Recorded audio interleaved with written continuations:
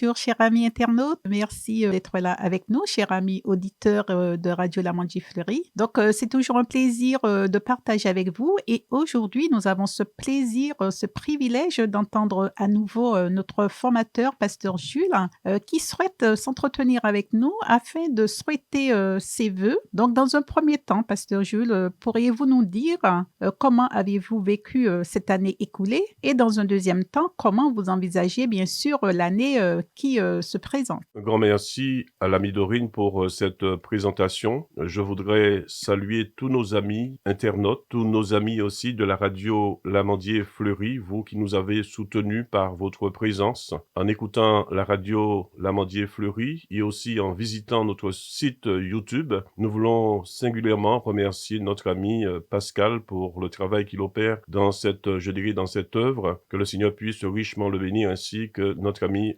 Christine. Merci à chacun. Merci à l'ami Dorine pour le travail qu'elle a opéré tout au long de cette année 2022 afin que nous puissions avancer en eau profonde. Merci à elle et que Dieu puisse richement nous bénir. Cette année a été pour nous une véritable année, je dirais, de bonheur. Nous avons eu le privilège de mettre en place la radio Lamandier Fleury. Nous sommes passés de l'espoir, je dirais, à l'espérance. Et c'est la raison pour laquelle que je voudrais que nous puissions ensemble envisager justement l'année 2023 sous le signe de l'espérance. L'année 2022, ça a été pour nous un véritable challenge. Nous avons rencontré des hommes et des femmes qui nous ont aidés, qui nous ont encouragés à travers nos ambassadrices, à travers nos ambassadeurs. Nous avons pu réaliser, je dirais, un exploit. Et c'est la raison pour laquelle que je veux véritablement bénir, véritablement remercier tous nos amis qui, de loin ou de près, nous ont aidés, je dirais, à faire le pas afin que nous puissions avancer en eau profonde. Globalement, l'année 2022 a été véritablement une année de bénédiction, de rencontres. Nous avons pu mettre en place des projets et je crois que dans ce sens, Dieu nous a fortifiés. Dans ce sens, Dieu nous a encouragés. Ça a été pour nous, je dirais, une année positive. Concernant l'année 2023, notre souhait, c'est de faire de cette année, d'entrer dans cette année sous le signe de l'espérance. C'est la raison pour laquelle que j'ai dit que nous voulons passer de l'espoir à l'espérance en ayant pour devise, en ayant pour texte biblique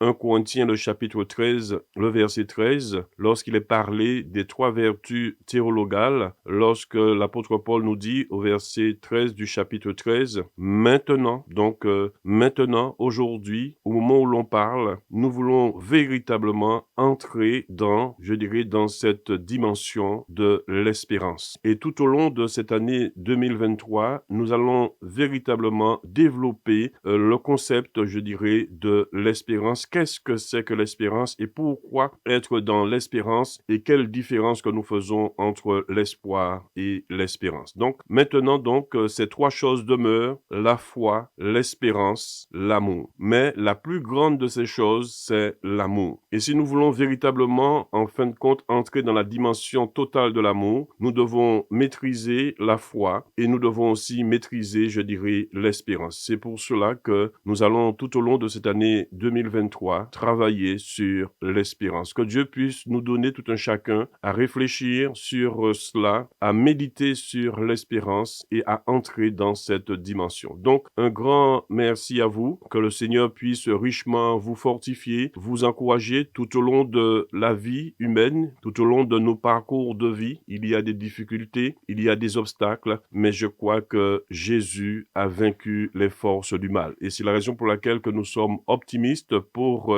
l'année 2023. Nous savons que Dieu va véritablement faire un travail au niveau de l'évangélisation et notamment nous voulons véritablement prier pour la Caraïbe, prier pour la Guadeloupe, prier pour la Martinique, prier pour la Guyane afin que Dieu puisse susciter des hommes et des femmes qui vont véritablement annoncer l'évangile de la liberté. Merci pour ceux et celles qui vont prier pour ces sujets. Je voudrais que nous puissions prier pour la Guadeloupe. Je voudrais que nous puissions prier pour la Guyane. Je voudrais que nous puissions prier pour la Martinique. Je voudrais que nous puissions prier pour la Caraïbe. Mais tout cela va s'inscrire dans la perspective de l'Afrique parce que Dieu va cette année faire un travail formidable parce que l'Afrique se réveille spirituellement et Dieu va susciter des hommes et des femmes du continent africain pour inonder le monde par cette bonne nouvelle. Il est vrai qu'il y aura des dérapages, il y aura des choses que nous n'allons pas être d'accord, mais je crois que tout concourt au bien de ceux qui aiment Dieu, mais nous allons rester, garder nos yeux sur les choses positives parce qu'il y a des hommes et des femmes en Afrique que Dieu va utiliser pour inonder le monde de cette bonne nouvelle. Donc,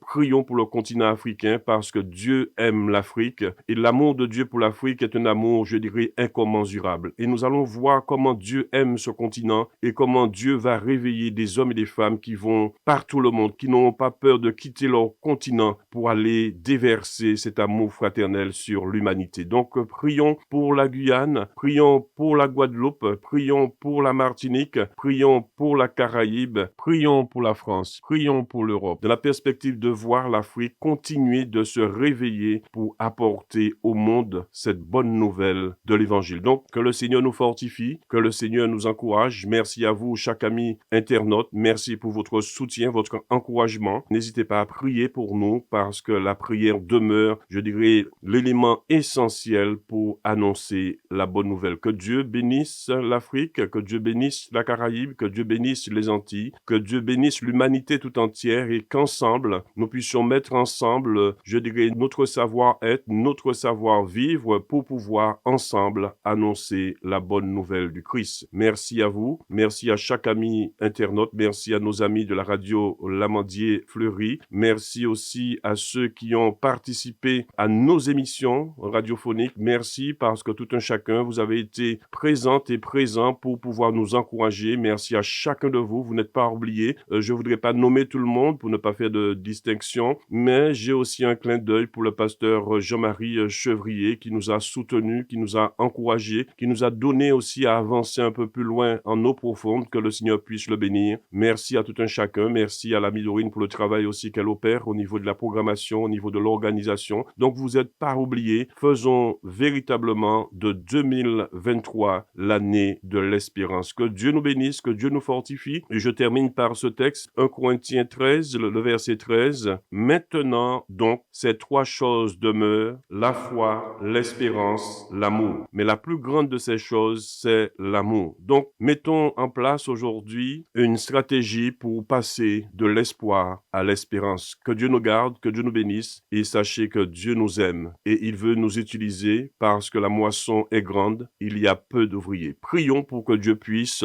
susciter des ouvriers. Que Dieu vous bénisse et un grand merci à vous. Un grand merci à vous également, Pasteur Jules, surtout pour tout ce que vous nous avez apporté au cours de cette année. Merci.